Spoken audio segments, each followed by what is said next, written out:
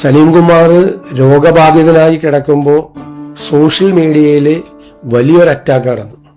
ചത്തുകൂടെ എന്നാണ് ചോദിച്ചത്. എന്താണ് ആ മനുഷ്യൻ ചെയ്ത തെറ്റ്? മരിച്ചു കഴിഞ്ഞിട്ടും വളരെ മോശമായ രീതിയിലുള്ള സോഷ്യൽ മീഡിയ പ്രചരണം നടന്നു. ഇത് നമ്മുടെ കേരളത്തിലാണോ ഇത് നടക്കുന്നത്? ദേശീയ അവാർഡ് നേടിയ ഒരു നടനാണ്, മലയാളികളെ കുടുകൂടെ ചിരിപ്പിച്ച ഒരു നടനാണ്. എല്ലാവർക്കും ഇഷ്ടമുള്ള ഒരാളെ കുറിച്ച് എന്തും സോഷ്യൽ മീഡിയയിൽ പ്രചരണം നടത്തണം. ചത്തുകൂടെ എന്നാണ് ചോദിച്ചത്. സുഖമില്ലാതെ ഒരാൾ കിടക്കുമ്പോൾ. ഇതാണ് നമ്മുടെ കേരളം.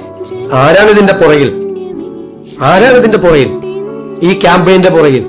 എല്ലാവർക്കും രാഷ്ട്രീയമുണ്ട്. കലാകാരന്മാർക്കും സാംസ്കാരിക പ്രവർത്തകർക്കും ഒക്കെ ഒരുപാട് ആളുകൾക്ക് രാഷ്ട്രീയമുണ്ട് ഇവിടെ.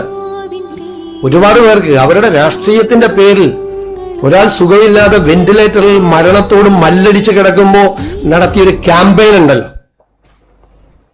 ഇത് നമ്മുടെ കേരളത്തിന് യോജിച്ചതല്ലത്. കേരളം അത് തിരിച്ചറിയും.